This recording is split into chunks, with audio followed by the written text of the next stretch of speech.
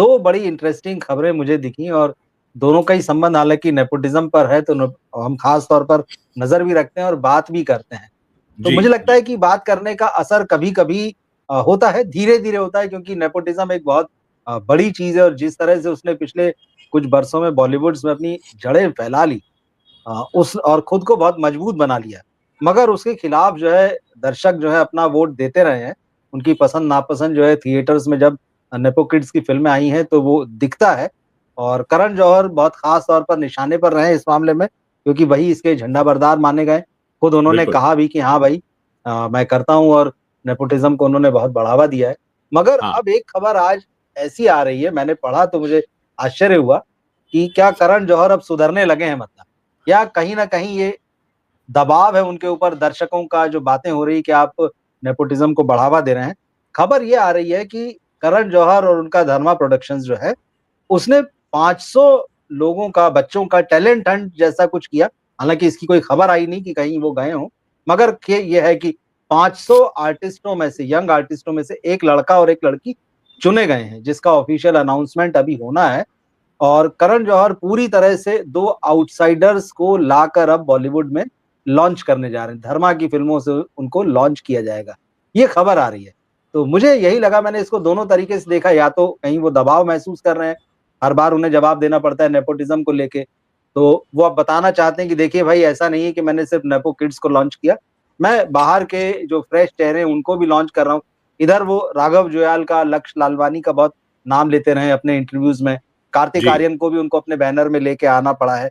क्या लगता है हाँ। करण जौहर के लिए चीज़ें अब रिवर्स में जा रही हैं? उनको देखिए बताना पड़ रहा है करण कि जौहर, भाई एक ट्रैक बस नहीं है। जी, करण जौहर की बात ये है कि करण जौहर अब उस मोड में आ गए हैं जहां पे वो स्लेट को साफ कर रहे हैं। वो स्लेट पे जो पहले से लिखा हुआ है उसको हटाना चाहते हैं। उन्होंने पहले अ, अपनी कंपनी को की आधी हिस्सेदारी बेची। फिर उन्होंने कहा कि मैं छोटे-छोटे क्षेत्रों में जाऊँगा और वहाँ से टैलेंट हंट लेकर आऊँगा, टैलेंट करके आऊँगा, जो शायद वो अब कर भी रहे हैं। तो कहीं न बिल्कुल। कहीं ऐसा लगता है, अभी मैंने देखा उनकी जो डायरेक्शन वाली टीम है, उनकी जो क्रिएटिव टीम है, उसमें कई नॉन फ़िल्मी लोगों को मौका मिला है। मैं कुछ लोगों को व्यक्तिगत रूप से जानता हूँ, उनको भी मौका मिला है। अभी धड़क 2 में उन्होंने 3-4 लोगों को मौका दिया। तो कहीं न कहीं अब करण जौहर एक तो वो स्लेट साफ कर रहे हैं अपनी। दूसरा, मुझे ऐसा लगता है कि उन्होंने कहीं न कहीं कोई चोट खाकर भी सीखा है, क्योंकि ये वही करण जौहर हुँ। हैं जिन्होंने ये कहा था कि बड़े-बड़े स्टार किड्स जो हैं वो इतने करोड़ माँगते हैं। वो जितने करोड़ माँगते हैं उतने लाख की भी ओपनिंग नहीं लगती उनकी। ये भी कहा था उन्होंने। साथ ही ये भी कि करण जौहर अपनी इस आदत से पूरी तरह बदले नहीं हैं। यही कारण है कि वो अनन्या पांडे के साथ बेसन भी बेचते हैं। वो जानवी कपूर के साथ भी कुछ न कुछ करते हुए दिखाई देते हैं, जबकि जानवी कपूर अभी तक खुद को प्रूफ नहीं कर पाई हैं। और कहीं न कहीं ना तो वो पूरी तरीके से नेपो किड्स का दामन छोड़ पा रहे हैं और ना ही वो पूरे दूसरे पाले में आ पा रहे हैं। वो अभी बेसिकली अपनी जगह बनाने के लिए संघर्ष कर रहे हैं, अपनी पहचान बदलने के लिए संघर्ष कर रहे हैं, अपनी कंपनी को बचाने के लिए संघर्ष कर रहे हैं और किसी तरह करण जौहर इस बुरे वक़्त में खुद को बाहर निकालने के लिए संघर्ष कर रहे हैं। लेकिन वो खुलकर ये भी नहीं कहना चाहते कि मैंने पुरानी आदतें जो है छोड़ दी हैं, वो पुरानी आदतों को भी पकड़ कर चल रहे हैं। लेकिन बहुत हद तक मुझे ऐसा लगता है कि कहीं न कहीं दिल के किसी कोने में उन्होंने अपनी गलतियों से सबक सीखा है, लेकिन वो शायद खुलकर इस बात को कहने से थोड़ा कतराते हैं।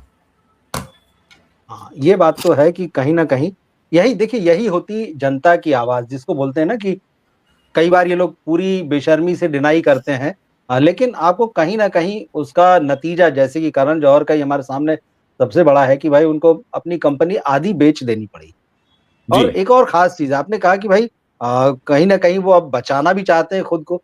अगला साल जो है, जो 2026 आ रहा है, धर्मा प्रोडक्शंस को 50 साल हो जाएँगे। तो वो बॉलीवुड की एक बड़ी प्रोडक्शन कंपनी, 50 साल पहले जिस कंपनी को करण जौहर के पिता ने स्थापित किया था और उन्होंने तमाम जो है उनका एक अपना स्ट्रगल था और ठीक है, करण जौहर ने उसको आगे बढ़ाया और अब तो एक फ़िल्म प्रोडक्शन कंपनी के अलावा भी वो बहुत कुछ हो चुके हैं।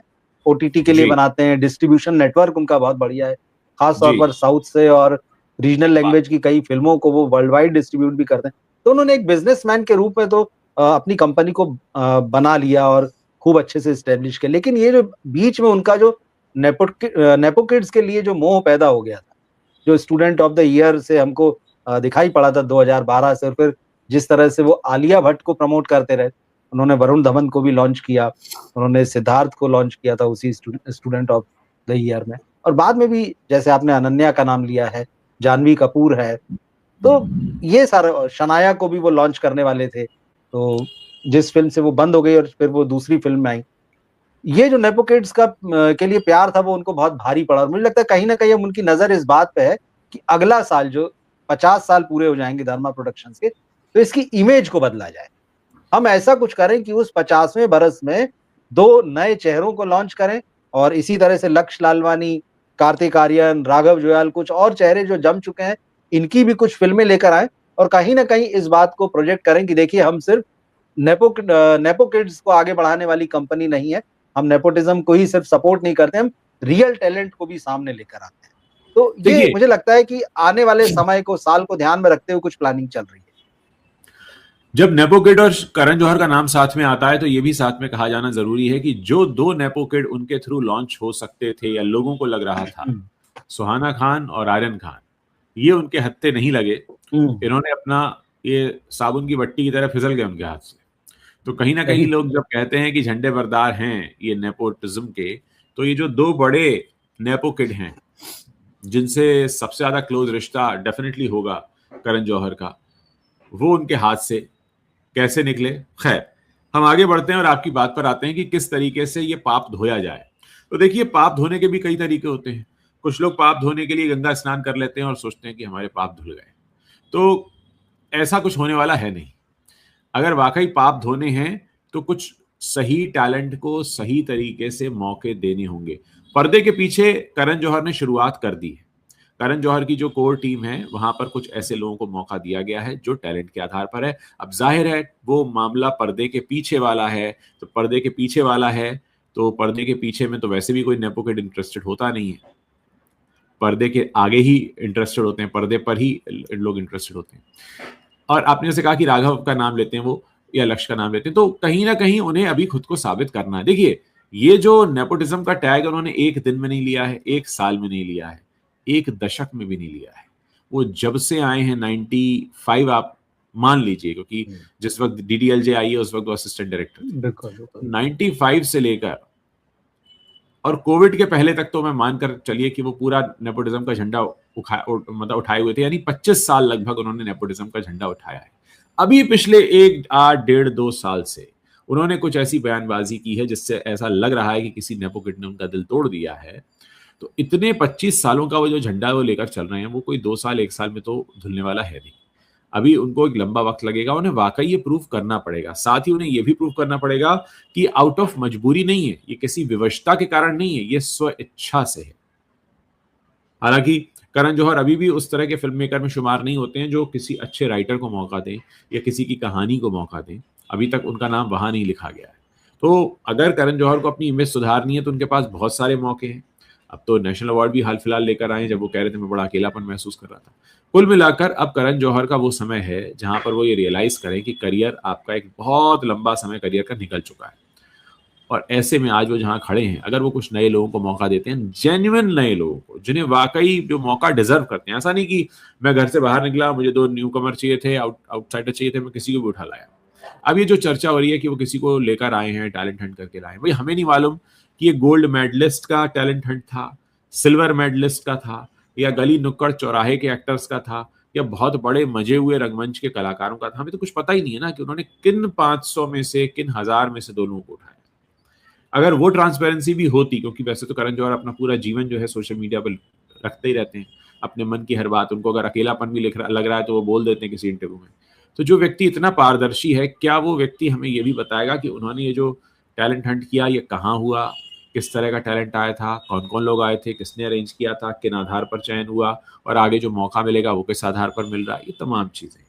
क्योंकि हम करण जौहर का कंटेंट भी जानते हैं। करण जौहर के कंटेंट में काम करने के लिए आप अगर अपर क्लास से ना हो तो कम से कम आपने अपर क्लास देखा हुआ तो होना ही चाहिए। तो अब ये कौन से छोटे शहर से किसको उठा कर लाए हैं, वो कौन किससे क्या करवाएगा, जब तक कि वो कंटेंट पीस सामने नहीं आ जाता, उन लोगों के इंटरव्यूज नहीं आ जाते, जेन्युइन इंटरव्यूज, तब तक कुछ भी कहना मुश्किल होगा कि करण जौहर ने क्या किया है कितना किया है, सही किया है, गलत किया है, अपना मुंह छुपा रहे हैं, पाप धो रहे हैं, क्या कर रहे हैं, वो ही जाने।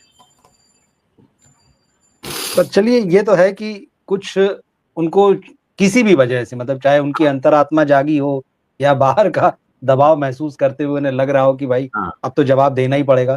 क्योंकि पर्दे के पीछे भी जिन डायरेक्टरों की बात होती कि मैंने दर्जन भर डायरेक्टरों को मौका दिया, तो अब तो वो सब भी सोशल मीडिया में और वीडियोस वगैरह में निकल आए कि भाई उसमें से भी ज्यादातर लोग जो है या तो आपके दोस्तों के हाँ सर्किल के हैं या फिर रिश्तेदारी से है, जो भी चीजें हैं उनका जी अपना सर्किल, जो आपने कहा जो क्रीमी लेयर टाइप का जो है हाँ सोसाइटी का, वहां से। हाँ मगर ठीक है, हम इस पर पूरी नजर रखेंगे और हम तो चाहेंगे कि सारी चीजें पारदर्शी ढंग से सामने आए कि कहाँ जी से कैसे वो 500 लोग कौन थे जिनका आपने टैलेंट हंट किया और फिर 2 लोगों को लेकर आए हैं। हाँ हाँ तो बात तो ठीक है, अच्छी बात है कि करण जौहर, और आपने एक बात बहुत महत्वपूर्ण कही कि उनके हाथ से 2 तुरुप के इक्के फिसल गए, ऐसा उन्हें जी भी लगता होगा। जो जी सुहाना और आर्यन जो है, हाँ जिन्हें वो हमेशा कहते रहे कि मेरे बच्चों की तरह हैं और गोद हाँ में खिलाया है, तो हाँ शाहरुख खान ने बड़े एक अपने अंदाज में दोनों को ही करण जौहर के द्वारा लॉन्च नहीं हुआ। हाँ और शाहरुख ने उनकी बेटी को तो नेटफ्लिक्स पर लॉन्च हुई उनकी फ़िल्म के साथ में, और आर्यन भी नेटफ्लिक्स पर हाँ आई वेब सीरीज़ लेके बतौर डायरेक्टर। तो जो हाँ करण जौहर का सपना था कि मैं शाहरुख के बच्चों को भी लॉन्च करूँगा, तो वो पूरा नहीं हुआ। कहीं न इसके कहीं बाद उन्हें उनके दुःख मन हुआ में होगा। शायद एक हाँ। लाइन आती होगी कि हमारी कश्ती वहां डूबी जहां पानी कम था। हाँ भाई, जहाँ सबसे ज़्यादा भरोसा था, हाँ जिसके बारे में सबसे ज़्यादा सपने देखे होंगे, ये दुःख तो हाँ उन्हें निश्चित ही हुआ होगा और हो सकता हाँ है कि कभी वो इस पर खुलकर बात करें। क्योंकि हम्म। हम ये उम्मीद तो कर ही सकते हैं कि करण जौहर जैसे आपने कहा कि खुली किताब हैं और सारी बातें लिख देते हैं, सोशल मीडिया में, इंटरव्यूज़ में कह देते हैं अपने अ, सुख-दुःख सारे कुछ, तो शायद वो एक बार इस बारे में भी बात करें, इन दोनों को हाँ लेकर। आर्यन खान की बात चली है तो एक और खबर जो है वो आर्यन खान से ही जुड़ी हुई है और ये भी एक हाँ तरीके से नेपोटिज़्म का ही मामला है। शाहरुख खान बाहर से आए थे, दिल्ली से आए थे, बहुत प्यार दिया। हालाँकि उनके बेटे ने जिस तरह की वेब सीरीज़ बनाई, तो उसको देखते हुए ये कहा गया है कि भई उनको गटर कहाँ नज़र आया है बॉलीवुड में। तो ये तो बात है। लेकिन अब खबर ये आ रही है कि शाहरुख के जो साहबजादे हैं आर्यन, तो फ़िल्मों में हाथ आज़माना चाहते हैं। तो पहले तो वेब सीरीज़ बना ली, जिसमें बॉलीवुड का गटर उन्होंने दिखाया है, कई लोगों के हिसाब से। और अब जो है वो नेक्स्ट अपनी फ़िल्म बनाने जा रहे हैं, तो बड़े पर्दे पर आएँगे। लेकिन इससे बड़ी खबर ये आ रही है कि हाँ जब वो दूसरी फ़िल्म बना लेंगे, अपना दूसरा प्रोजेक्ट, तो जो नेक्स्ट प्रोजेक्ट रहेगा वो उनके पिता शाहरुख खान के साथ। मतलब शाहरुख खान एक नए नवेले डायरेक्टर की फ़िल्म में जो है, वो काम करेंगे और कहा ये जा रहा है कि 2027 में वो फ़िल्म आएगी। उस फ़िल्म की जो कहानी, जो वन लाइनर है, वो दोनों फ़ादर सन ने मिलके तय कर लिया है कि इस लाइन पर वो कहानी होगी। तो अभी क्योंकि आर्यन खान अपने नेक्स्ट प्रोजेक्ट पर हैं, जो कि फीचर फ़िल्म होगी, तो वो अगले साल आएगी, उस पर काम किया जा रहा है और उसके बाद में शाहरुख जो है वो आर्यन को लेकर आर्यन की फ़िल्म में काम करेंगे। तो अगला साल जो आ रहा है उसमें शाहरुख पहले तो सुहाना को बड़े पर्दे पर एस्टैब्लिश करने की कोशिश करेंगे, जो फ़िल्म बन रही है किंग। तो उसमें वो सुहाना का बड़े पर्दे पर लॉन्चिंग माना जा रहा है। हालाँकि उसमें 1 दर्जन से ज़्यादा बॉलीवुड स्टार्स हैं। तो मैंने ये भी सोचा कि भाई जब 1 दर्जन स्टार उसमें होंगे इंक्लूडिंग शाहरुख, तो सुहाना को कितनी जगह मिलेगी? ये तो ख़ैर फ़िल्म आएगी तब देखेंगे। लेकिन एक और दूसरा कि शाहरुख, एक पिता का कर्तव्य भी आप इसे कहिए कि बेटी को जमाने के बाद में फिर वो बेटे की तरफ भी बराबर ध्यान देंगे कि उसको भी बड़े पर्दे पर जमा दें। तो आर्यन की फ़िल्म में वो काम करेंगे। आप इस चीज़ को कैसे देख रहे हैं? मैं इस चीज को ऐसे देखता हूं कि जब मैं क्रिकेट के मैदान में देखता हूं तो मुझे किसी पॉलिटिशियन का बेटा दिखाई देता है, हुँ। और जब मैं बॉलीवुड के मैदान में देखता हूं तो मुझे कई ऐसे खिलाड़ी दिखाई देते हैं जिनके हाथ में जबरदस्ती बल्ला थमा दिया गया है एक्टिंग का, कि जाओ जाकर तुम एक्टिंग करो, या कुछ ऐसे लोगों के हाथ में तलवारें थमा दी गई हैं जिन्हें तलवारबाजी नहीं आती। तो इसको देखकर पहली बात तो यह कि एक्साइटमेंट बिल्कुल नहीं हुआ, इस खबर को सुनकर बिल्कुल भी एक्साइटमेंट नहीं हुआ। इसमें कोई हैरान करने वाली बात नहीं थी, इसमें चौंकाने वाली बात नहीं थी। ये जितना ऑब्वियस है कि क्योंकि शाहरुख खान इस दौर के सबसे बड़े सुपरस्टार हैं, हालांकि 5 साल वो घर पर बैठे थे क्योंकि उनकी फिल्म नहीं चल रही थी, लेकिन क्योंकि उन्होंने हाल ही में नेशनल अवार्ड भी जीता है इसलिए हम कह सकते हैं। और ऐसे में क्योंकि उनके बेटे ने एक वेब सीरीज भी बना ली है और क्योंकि वो उनका बेटा है, तो वो उसके साथ एक बड़ी पर्दे पर फिल्म करेंगे। मैं जानना चाहता हूं कि कौन लोग होंगे जो इसको सुनकर एक्साइटेड हुए होंगे, क्योंकि इस खबर में ऐसा कोई भी एक्साइटमेंट देने वाला नहीं है। दूसरा, ये खबर बहुत सोच में डालने वाली है। ये सोच में डालने वाली इसलिए है कि क्या आर्यन खान अब शाहरुख खान के भरोसे या उनके बल पर अपनी जो भी उनकी दुकान है डायरेक्शन की, उसको चलाएंगे? क्योंकि पहली वेब सीरीज में भी शाहरुख खान थे, पूरा सपोर्ट रहा। तो ये जो सपोर्ट है शाहरुख खान का, ये जो एक नाम है शाहरुख खान का, इसके सहारे आर्यन खान कितनी दूर तक जाएंगे और कब तक जाएंगे? वो जब नाव को नदी में उतारते हैं तो पहले उसको धक्का लगाना पड़ता है, आधी दूरी तक तो वैसी जाती है कि धक्का लगा है, लेकिन फिर नाव को खुद ही अपनी मंजिल तय करनी होती है, उसमें बैठे जो चप्पू चलाने वाले हैं। तो कब चप्पू चलाना शुरू करेंगे आर्यन खान, और कब हमें ये भरोसा हो जाएगा कि हाँ ये पिक्चर हम इसलिए देखने जा रहे हैं क्योंकि आर्यन खान की पिक्चर है, जो शाहरुख खान के बेटे हैं, लेकिन उनका डायरेक्शन सेंस भी बहुत अच्छा है, वो बहुत अच्छे फिल्म मेकर है। वो लेवल कब आएगा? क्योंकि अभी तीसरे प्रोजेक्ट तक तो यही चल रहा है कि वो शाहरुख खान के साथ हैं और वो इसके साथ हैं और वो उसके साथ हैं, जिस पे चलकर हमारी पूरी इंडस्ट्री की नैया पहले डूब चुकी है कि अक्षय के साथ टाइगर ले लो, इसके साथ वो ले लो, इसको यहाँ खड़ा कर दो, उसको वहां खड़ा कर दो। तो क्या यही परिपाटी पे चलते रहेंगे आर्यन? क्योंकि ये खबर हमें कैसे हमारे अंदर एक्साइटमेंट को जगाए कि आर्यन खान अब शाहरुख खान को डायरेक्ट करेंगे। तो मतलब ये तो ऐसा है कि ये शाहरुख खान की भी मजबूरी है कि बेटे की पिक्चर में काम करना है, और आर्यन की भी मजबूरी है कि पापा इतने बड़े स्टार हैं यार, पिक्चर बनानी है तो उनको तो लेना ही पड़ेगा। लेकिन इन दोनों की मजबूरियों के बीच ये हमारा एंटरटेनमेंट हमें कब मिलेगा, या इनकी मजबूरियां देखना ही हमारा एंटरटेनमेंट है? हाँ, ये भी एक एंटरटेनमेंट है। मैं तो ढूंढ रहा हूँ, मतलब मैं, आपने जब कहा तो मैंने उसी समय से इस पर सोचना शुरू किया कि ये जो लाइन मेरे सामने आई है इस पर मैं रिएक्ट करूं कैसे, कि शाहरुख की फिल्म में आर्यन, आर्यन की फिल्म में शाहरुख। अरे ये मतलब आम जनता कहेगी यार हमको क्या फर्क पड़ रहा है, हमारे घर में थोड़ी ना कुछ आ रहा है, नुकसान होगा तो इनका होगा, फायदा होगा तो इनका होगा। हमारा फायदा तब होगा जब हमारे लिए कोई कंटेंट पीस ऐसा आ रहा हो गजब का कि यार हाँ ये देखना है। मतलब बात वही, देखिए शाहरुख खान के बेटे हैं तो एक क्या 4 फिल्म भी नहीं चलेगी तो भी 5वीं बनाएंगे, कोई समस्या नहीं है। बेटी के साथ भी यही स्थिति देखना। लेकिन ये होगा कि करण जौहर जिन चेहरों को लॉन्च करेंगे आउटसाइडर्स को लाकर, उनकी अगर पहली दूसरी फिल्म नहीं चलेगी तो ये लोग कितना साथ देंगे, यार ये टैलेंटेड तो बहुत है, हमको साथ देना है। ये चीजें जो है तब इनका जो रियल पिक्चर और रियल मकसद जो है वो समझ में आएगा। पर नहीं, ठीक है, देखते हैं। ये नेपोटिज्म से जुड़ी हुई 2 अपडेट्स भी कह सकते हैं। और करण जौहर वाला मामला तो ये भी था कि क्या वाकई उन्हें दिल से एहसास हो रहा है इस बात का